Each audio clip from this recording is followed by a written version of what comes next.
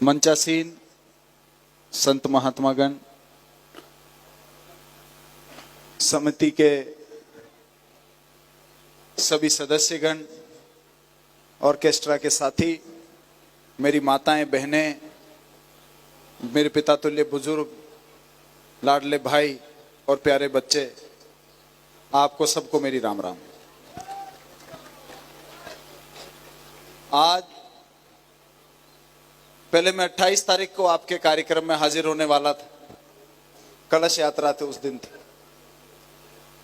लेकिन अच्छी बारिश होने के कारण फिर कार्यक्रम को परिवर्तित करके 5 तारीख का किया। सबसे पहले तो गांव के सभी भक्तजनों को और समिति ने जो ये शानदार आयोजन करवाया है, आपने जो धर्म की स्थापना के प्रति, धर्म के प्रति जो निष्ठा सर्व जाति के लोगों ने दिखाई है, मुझे लगता है कि आसपास के गांव के लोग, टोकड़ा गांव के लोग जिन्होंने इस आयोजन को अंजाम दिया, आप सब बधाई के पात्र। मैं आप सबको बहुत बहुत बधाई देता हूं। साथ ही साथ आपको, हम सबको आशीर्वाद देने के लिए दूर दूर इलाकों से पधारे हुए सभी महात्मा, ऋषि, सभी योगी,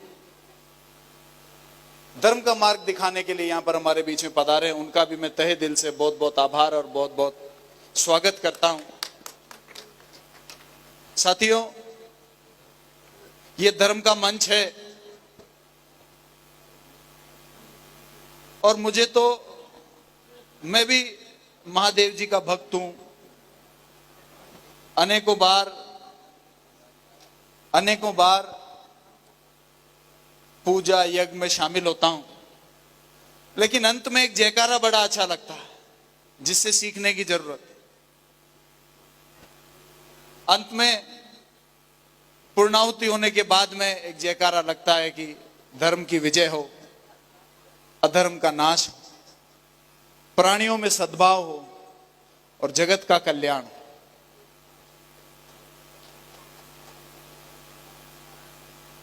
धर्म की भावना छोटी भावना नहीं है, विश्व का कल्याण सोचने वाली भावना है, वो धर्म की भावना है। जो सभी जीव जंतु, पेड़, पहाड़, झरने, जानवर, व्यक्ति, सभी जाति के लोग, सभी धर्म के लोग का कल्याण सोचे, जो जगत का कल्याण सोचे, उसके दिल में सच्चा धर्म। हम लोग पूजा तक तो कई बार याद रखते हैं, बाद में थोड़ा थोड़ा भूल जाते हैं, लेकिन मुझे लगता है कि ऐसे आयोजन होते रहें और कथाएं सुनते रहें, गीतोपदेश सुनते रहें, तो बीच बीच में रिवीजन हो जाता है, तो इंसान को पता लगता है कि हमारी राह क्या है, हमारे बड़े बुजुर्ग हमको क्या देखे गए। बड़े बुजुर्ग हमको बहुत कुछ देखे गए, जमीन देके गए, गाय भैंस देके गए, घर देके गए, नाम देके गए, लेकिन साथ साथ में सबसे जो कीमती पूंजी है वो इस धर्म की पूंजी है, जो वो हमको देके गए। और हम सबकी जिम्मेदारी है कि इस पूंजी को हम सजो के रखें, इसको मजबूत करें। कहने को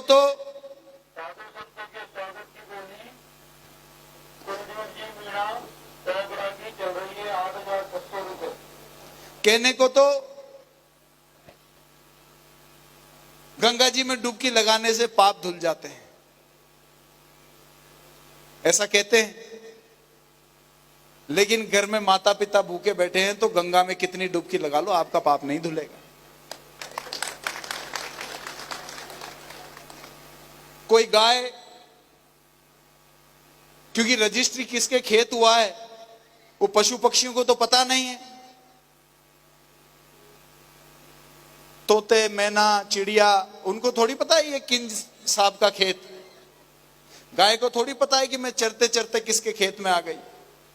लेकिन अगर कोई, क्योंकि हमने जमीन तो कोई छोड़ी नहीं है, खाली छोड़ी हो तो बता दो, लेकिन अगर गाय चरती चरती किसी के खेत में आ जाए और वो उसको कुल्हाड़ी मार दे, तो वो कितना ही गंगा जी चला जाए उसका पाप नहीं धुलेगा, पाप नहीं धुलेगा।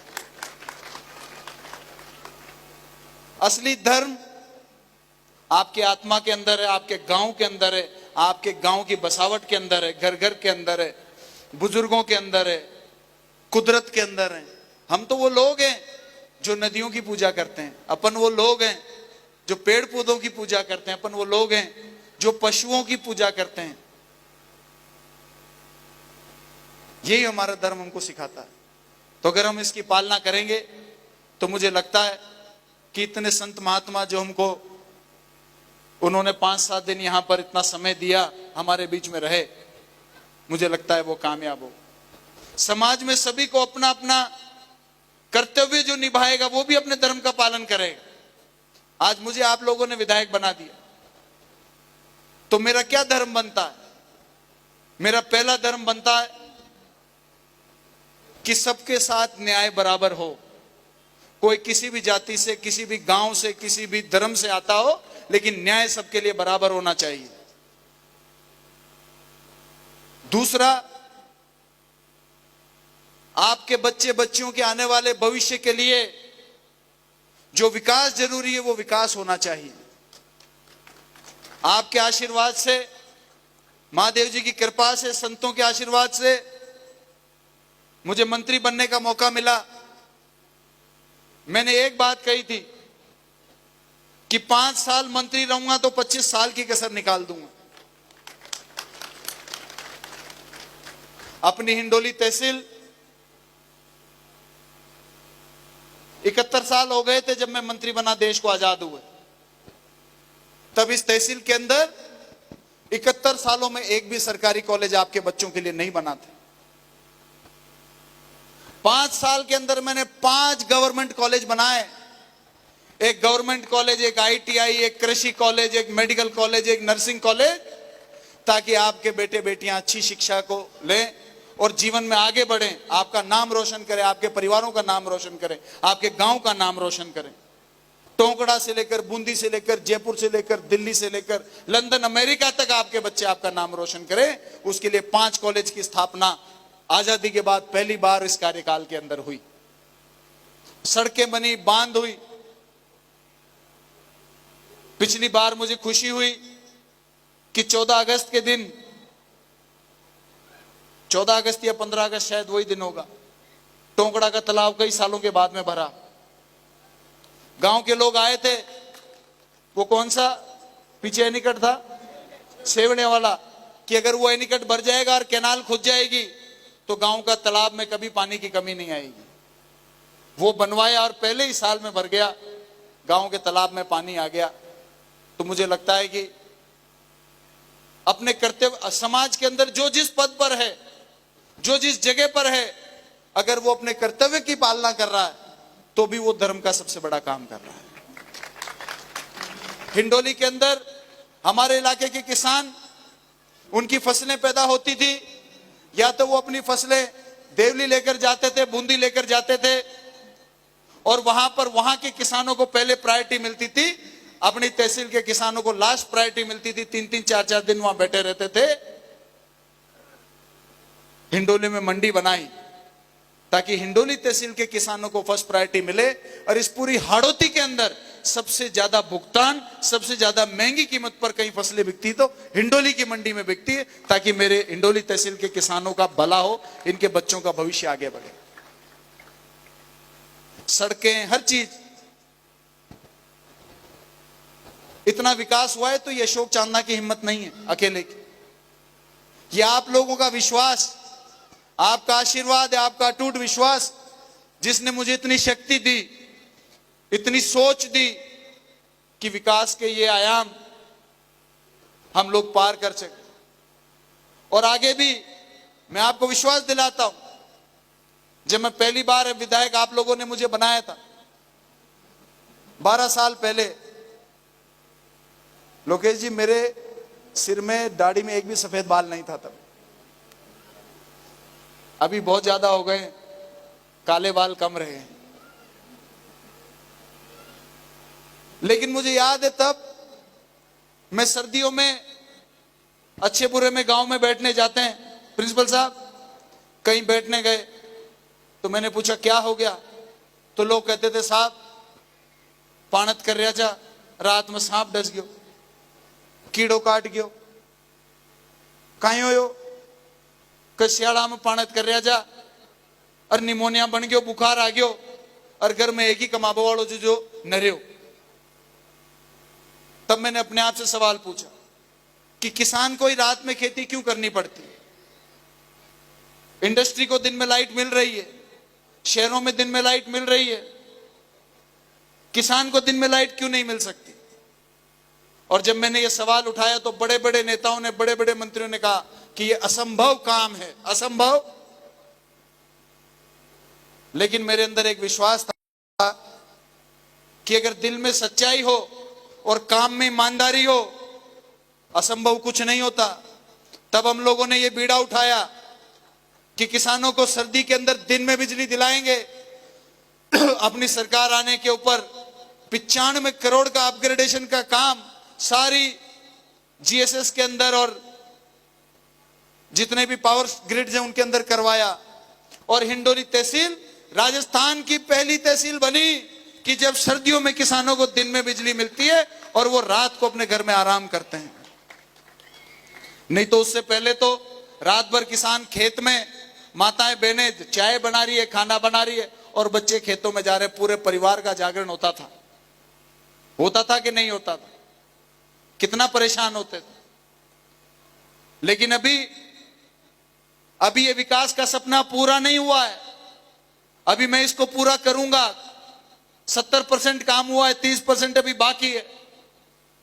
मेरा सपना है कि जब तक हर बच्चे बच्ची को 3 किलोमीटर के ऊपर 12वीं स्कूल नहीं मिलेगी तब तक विकास का सपना पूरा नहीं होगा। कई गांव खेड़े हैं जहां से 12वीं की स्कूल 9-9 किलोमीटर, 8-8 किलोमीटर है। उनकी बेटियों की शिक्षा छूट जाती। कहने को तो हर वर्ग को आरक्षण है, एससी को आरक्षण है, एसटी को आरक्षण है, ओबीसी को आरक्षण है, एमबीसी को आरक्षण है और अब जनरल कास्ट को भी आरक्षण। लेकिन यदि कोई गांव में ऐसी जगह पर बसे हुए हैं जहां से स्कूल 9 किलोमीटर है और उनके बच्चों की शिक्षा छूट गई, अगर वो स्कूल की शिक्षा पूरी नहीं करेंगे, अगर वो कॉलेज नहीं जाएंगे, अगर वो नौकरी के इम्तिहान में नहीं बैठेंगे, उनको कौन सा आरक्षण है? उनको कोई आरक्षण नहीं है। इसलिए विकास का सपना तब पूरा होगा जब हर 3 किलोमीटर के ऊपर बच्चे बच्चियों को 12वीं की शिक्षा मिलेगी। उनके पास पेट्रोल का पैसा नहीं होगा तो वो पैदल जाकर अपनी स्कूल की शिक्षा पूरी कर लेंगे। जब हर 10-12 किलोमीटर के ऊपर सरकारी कॉलेज होगा। ग्रेजुएशन करनी है तो शहर के अंदर अगर किसी के पास कमरा किराया लेने का अगर पैसा नहीं है या रोज मोटरसाइकिल में पेट्रोल जलाकर 12 किलोमीटर जाकर शिक्षा ग्रहण करने का अगर किसी परिवार की आर्थिक स्थिति कमजोर है और उनके पास में वो आर्थिक साधन नहीं है तो उनका क्या गुनाह है? बच्चों का स्थिति परिस्थिति रही होगी। लेकिन हम ये तय करेंगे कि जब अगली बार राज आएगा, इस पूरे क्षेत्र की 61 पंचायतों और 292 रेवेन्यू विलेज के अंदर कोई भी बच्चा किसी भी इलाके में बसता हो, 3 किलोमीटर पे उसको 12वीं की स्कूल मिलनी चाहिए, 12 किलोमीटर के ऊपर उसको कॉलेज मिलनी चाहिए। 18-19 साल का बच्चा 8-10 किलोमीटर स्कूल चला सकता है। सड़कें सुधार दी गई। इस काम पे लगे रहेंगे। अभी काम बहुत। मैं तो आप सबको बहुत बारंबार धन्यवाद देता हूं कि आपने मुझे एक बार नहीं, 2 बार नहीं, इस तहसील इंडोली और नैनवा में तो कभी कोई दूसरी बार लगातार जीता ही नहीं। हमारे पास में जहाजपुर से बाबा पधारे हुए हैं, आपका स्वागत है। आप हमारे पुराने मित्र हैं, हमारे बड़े भाई हैं। इस इंडोली तहसील में, नैनवा तहसील में आजादी के बाद कभी कोई दूसरी बार नहीं जीता। अब इन लोगों का मेरे ऊपर इतना एहसान कर दिया इन्होंने कि मुझे 3-3 बार जिता कर मौका दिया। 3-3 बार, तीनों बार मार्जिन बढ़ाकर। 15 का पहाड़ा चल रहा है इनका, 15, 30, 45 वहां तक पहुंच गए ये लोग। मैं कितनी भी मेहनत कर लूं आपका एहसान चुका नहीं सकूंगा। मैं किसी पद पर रहूं चाहे नहीं रहूं, लेकिन इस पूरे जीवन आपकी सेवा करता रहूंगा, आपके लिए हाजिर रहूंगा। ये मेरा आप लोगों से वादा है। साथ ही साथ समिति ने एक मांग करी है कि बालाजी के प्रेमाइस में 5 लाख की 4 दीवारी होनी चाहिए और 5 लाख का पर कोई नहीं, ये तो कह रहे हैं टीन शेड होना चाहिए। देखो, एक तो बालाजी के 4 दीवारी और एक तेजा जी के 4 दीवारी। मेरी क्या है कि झूठ बोलने की आदत नहीं है, झूठी घोषणा कभी नहीं करता, जो बोल दिया तो फिर मैं करके रहूंगा। इसके लिए पट्टे की जरूरत होती है। जिस दिन सरपंच साहब आप पट्टे बनाकर ले आएंगे, उस दिन मैं ये 10 लाख की, दोनों 5-5 लाख की घोषणा करता हूं कि मैं सैंक्शन करके दे दूं। क्योंकि बिना पट्टे के दिया हुआ पैसा लगेगा नहीं, मैं बदनाम हो जाऊंगा कि विधायक जी कह के गए थे लेकिन वो पैसे कहां हैं। हर किसी को फॉर्मेलिटीज के बारे में, कानून के बारे में पता नहीं होता है। तो जिम्मेदारी सरपंच साहब की है पट्टा बनाने की, और जिस दिन पट्टा बन जाएगा उस दिन सैंक्शन करने की जिम्मेदारी मेरी है। आप सब लोगों ने मुझे बहुत प्यार दिया, मुझे हमेशा आशीर्वाद दिया, उसके लिए आपका धन्यवाद। आप सबको इस धर्म यज्ञ की आशीर्वाद मिले, आपको फल मिले, आपके परिवारों को फल मिले, आपके बच्चे आगे बढ़े, आपका नाम रोशन करे, आप गांव में खुशहाल हो, आपका गांव खुशहाल हो, ऐसी मैं बालाजी महाराज से प्रार्थना करूंगा। बहुत बहुत धन्यवाद सबको, मेरी राम राम।